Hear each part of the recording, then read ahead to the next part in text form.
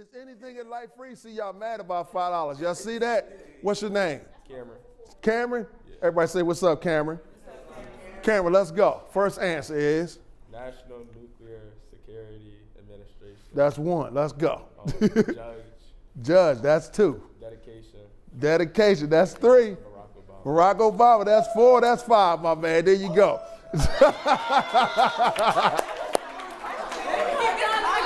What? Which one we missing? Hey, this is Al Duncan, co-host of Skill Talk. Look, we got another great episode coming up for you in just a few seconds, but first, got a few things I want to remind you about. Number one, please make sure you check out our website. That's S3TEM.com.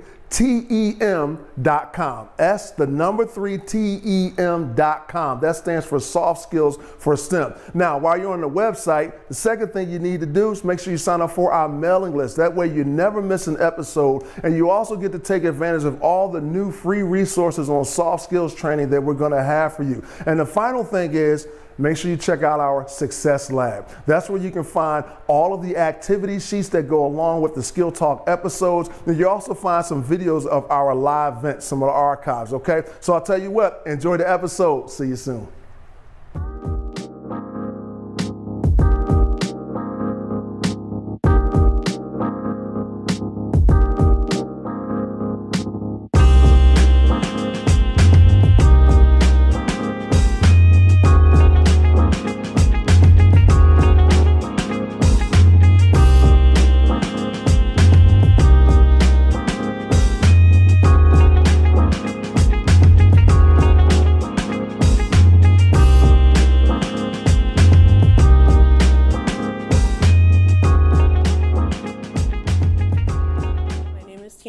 I go to Delaware State University.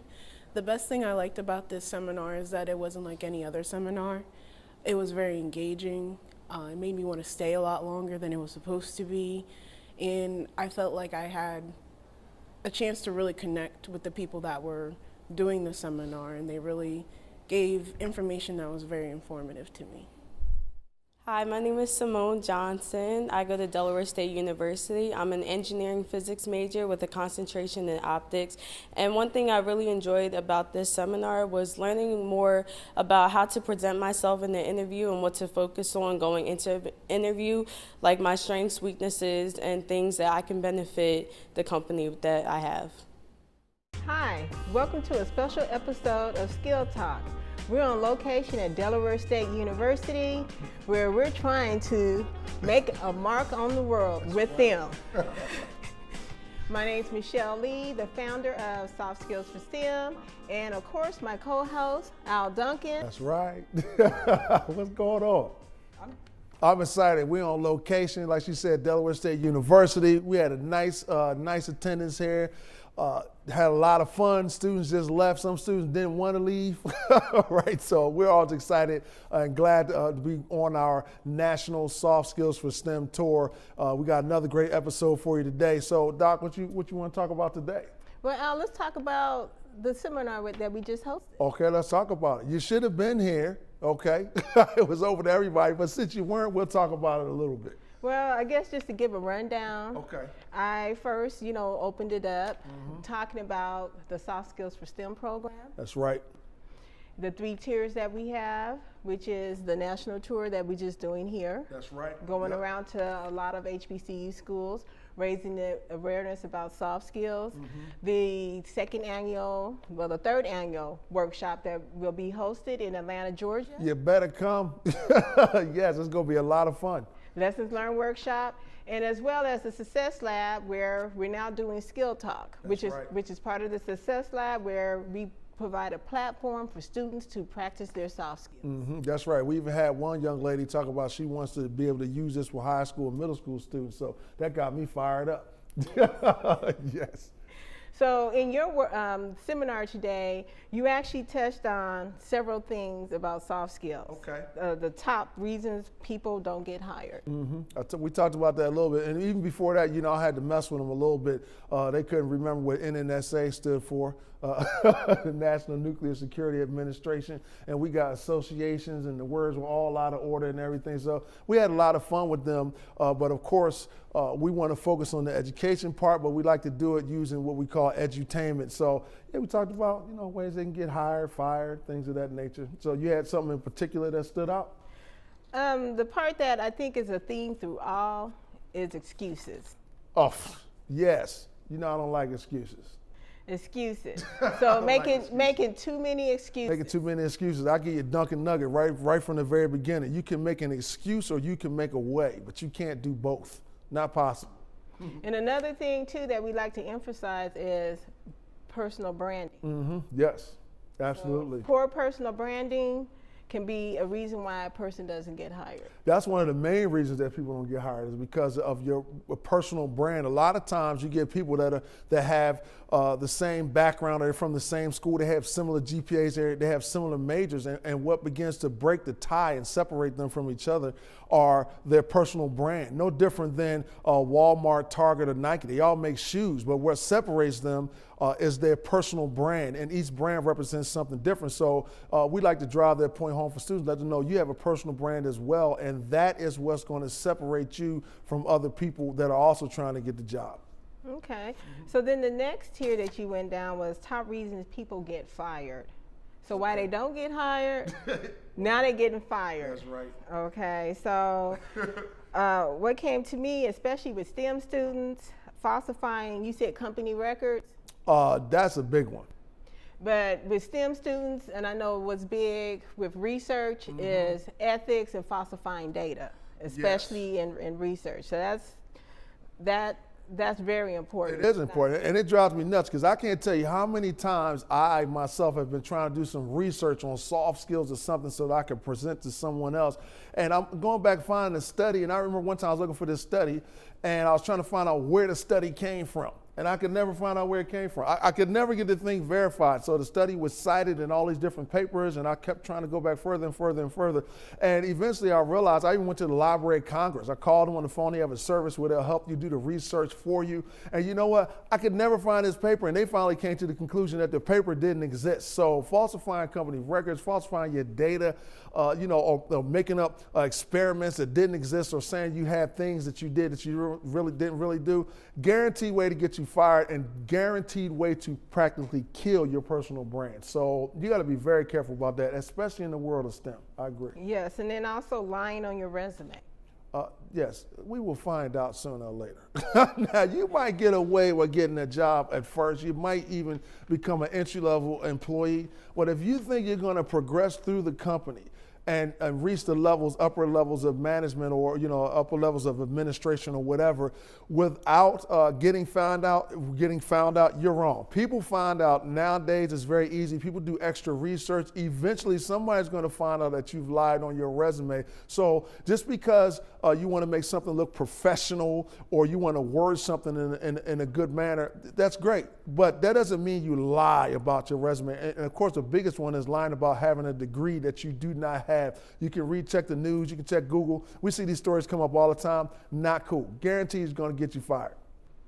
Yeah, so and what I did like about the workshop, Al, is that you gave 3 main reasons to focus on. Three main things? Yeah.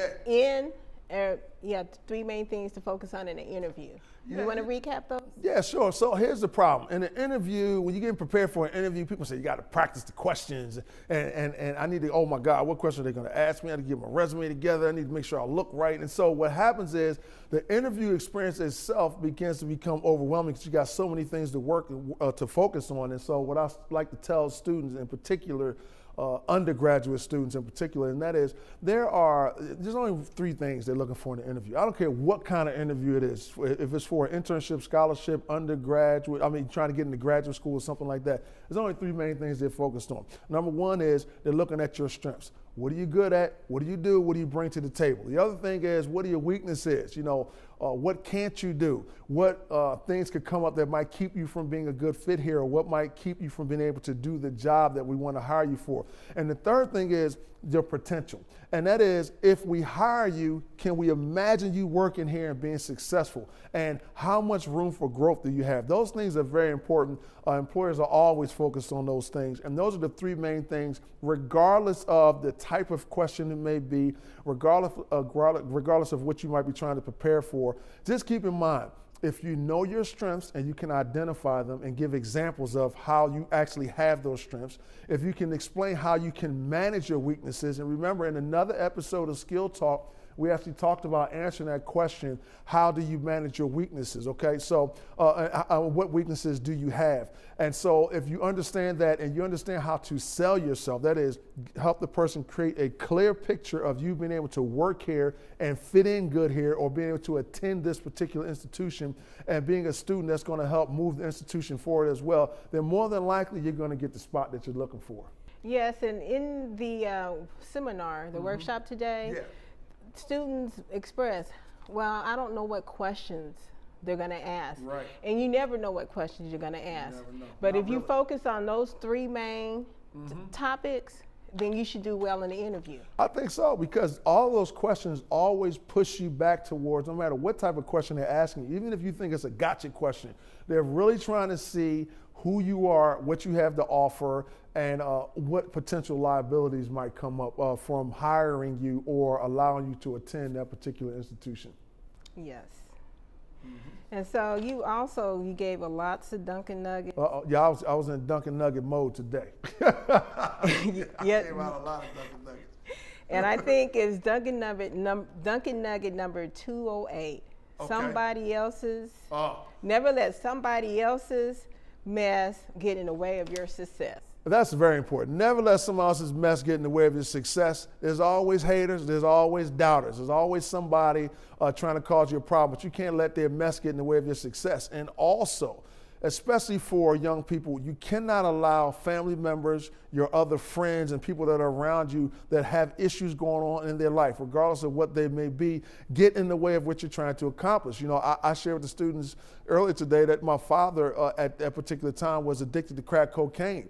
And that made me hate school. It made me hate life. You know, I don't want to go to class. I don't want to go to school. I'm asking, how come my life has to be like this? Why do I have to deal with this? Well, you know, at the end of the day, my dad doesn't go to school for me. Nobody goes to school for me except for me. So if I want to be successful, it's my choice. I cannot let other people's mess, regardless of who he or she may be, I can't allow him or her to get in the way of me becoming successful.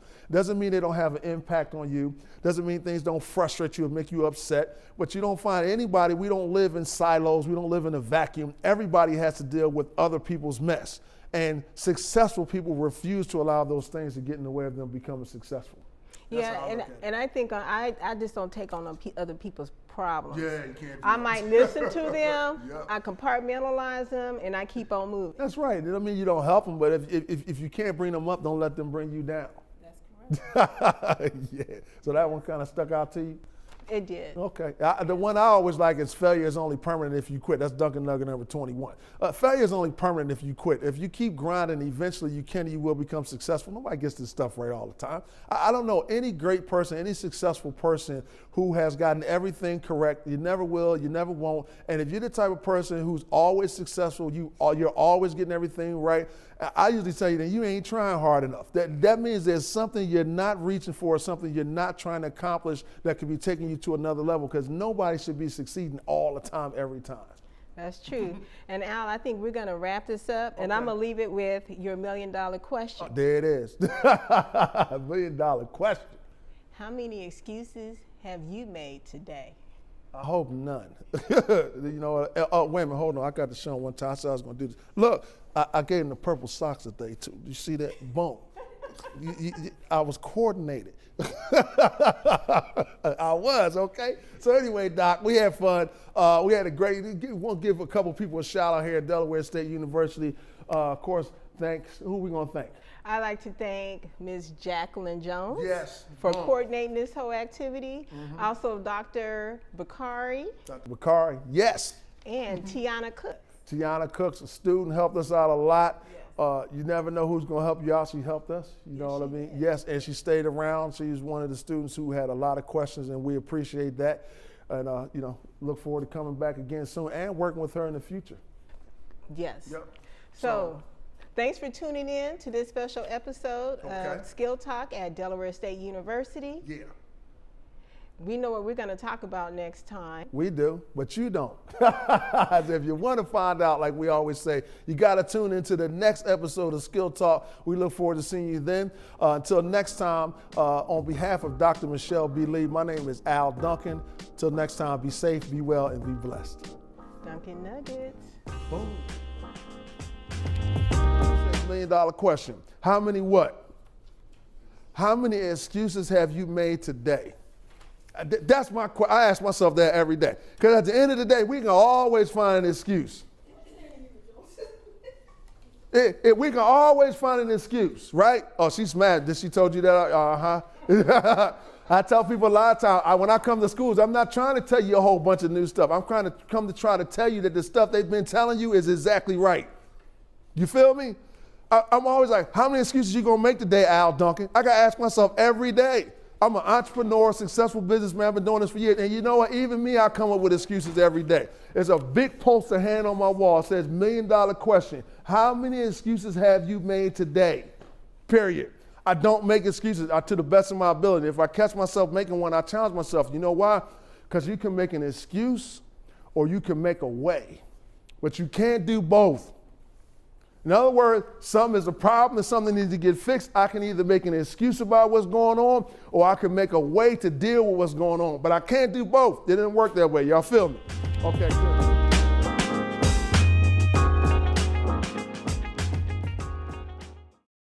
The show is made possible thanks to the National Nuclear Security Administration.